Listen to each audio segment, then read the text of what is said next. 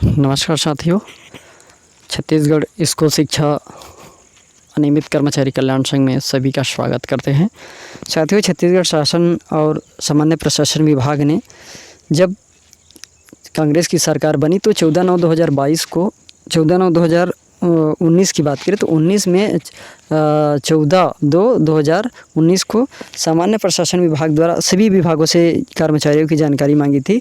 और कर्मचारियों की जानकारी मांगने का ये मुद्दा था कि कांग्रेस सरकार ये जानना चाहता था कि वास्तव में हमारे शिक्षा विभाग के साथ साथ अन्य सभी शासकीय विभागों में कितने कर्मचारी आज नियमित रूप से कार्यरत है, दैनिक वेतनभोगी में कार्यरत है, प्लेसमेंट में कार्यरत है, संविदा में कार्यरत है, ठेके में कार्यरत है, या फिर कई सारी जो प्रक्रिया है तो किस किस पद में कार्यरत है, ये सभी जानकारी इकट्ठा कर ली गई थी। तब जाके छत्तीसगढ़ सरकार ने एक आंकड़ा निकाला कि 1,80,000 हमारे टोटल कर्मचारी होते हैं जो शासकीय विभागों में शासन के खजाने से वेतन जोगते हैं। तो आज हम बात करने वाले हैं छत्तीसगढ़ स्कूल शिक्षा विभाग की, जिसमें ये ज्ञापन जारी हुआ है 4/11/2022 को, जिसमें समस्त संचालक राज्य शैक्षिक अनुसंधान एवं प्रशिक्षण परिषद रायपुर छत्तीसगढ़, महाप्रबंधक छत्तीसगढ़ पाठ्यपुस्तक निगम रायपुर छत्तीसगढ़ तथा जितने भी स्कूल संबंधी हैं शिक्षा से संबंधित सभी को एक ज्ञापन सौंपा गया है, जिसका विषय है कि अनियमित कर्मचारियों, दैनिक वेतनभोगी तथा जो भी कर्मचारी हैं तो उनकी जानकारी उपलब्ध कराने के संबंध में। तो उपरोक्त विषय अंतर्गत सामान्य प्रशासन विभाग से पत्र प्राप्त होते 13/9/2022 के संदर्भ में संलग्न प्रपत्र के आधार पर निम्नलिखित पत्रों के उल्लेख में संलग्न कार्यरत अनियमित दैनिक वेतनभोगी एवं संविदा कार्यरत कर्मचारी को संबंधित पत्र के माध्यम से तत्काल निर्धारित पत्र में जानकारी भरकर उपलब्ध कराने की असीम कृपा करें। तो यहाँ पर ये तो जानकारी 2019 में भी मांगी गई थी और आज भी इसी बीच में आ है। तो छत्तीसगढ़ शासन का यहाँ ज्ञापन है, जिसमें संलग्न किया गया है छत्तीसगढ़ महानदी सामान्य प्रशासन विभाग से। आप यहाँ पर देख सकते हो 13/9/2022 के संदर्भ में। तो इसी संदर्भ में सभी विभागों को ज्ञापन जारी हुआ था और सभी विभाग के कर्मचारियों ने जो उच्च अधिकारी है, जिन्होंने विभाग प्रमुख है, जिन्होंने अपनी विभाग से जानकारी छत्तीसगढ़ शासन को सौंप दी थी, तब जाके आंकड़ा निकला था। तो इसमें पहला है कि विभागों में पदस्थ अनियमित दैनिक वेतनभोगी कार्यरत कर्मचारी खुले विज्ञापन भर्ती के माध्यम से नियुक्त हुए हैं। क्या कर्मचारी उक्त पद की निर्धारित शैक्षणिक योग्यता रखते हैं? कार्यरत कर्मचारी जिस पद पर कार्यरत है वहाँ का उस पद में संबंधित विभाग पद संरचना में शामिल है या नहीं। तो ये जो 5 बिंदु है उसके आधार पर मांगा गया है। अब यहाँ पर देखते हैं कि जो पत्र है वो है कि अनियमित कर्मचारी दैनिक वेतनभोगी संविदा कर्मचारियों की जानकारी के संबंध में प्रपत्र है।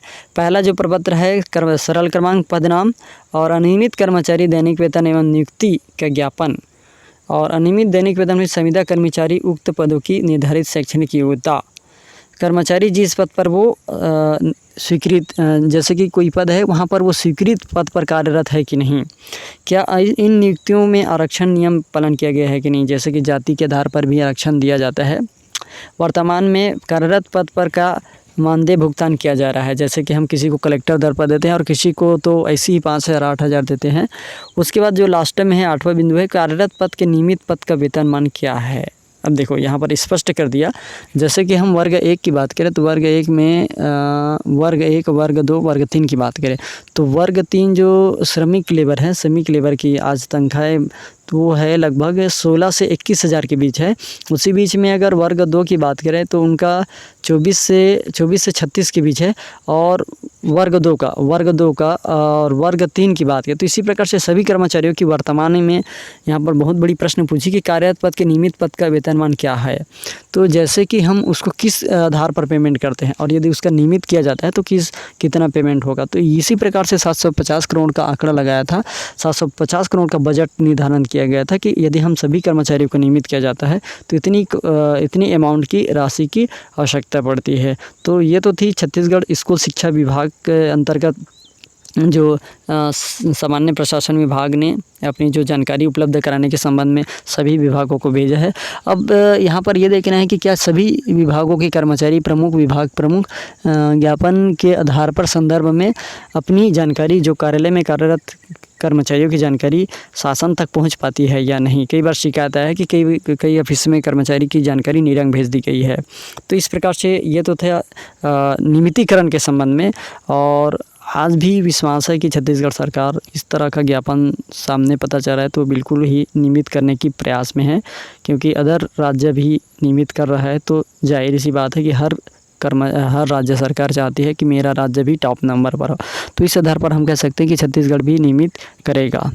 तो ये तो था आज का वीडियो। फिर ऐसी ही वीडियो देखने के लिए हमारे चैनल को लाइक एवं सब्सक्राइब करें ताकि ऐसी वीडियो लगातार आपको मिलती रहे।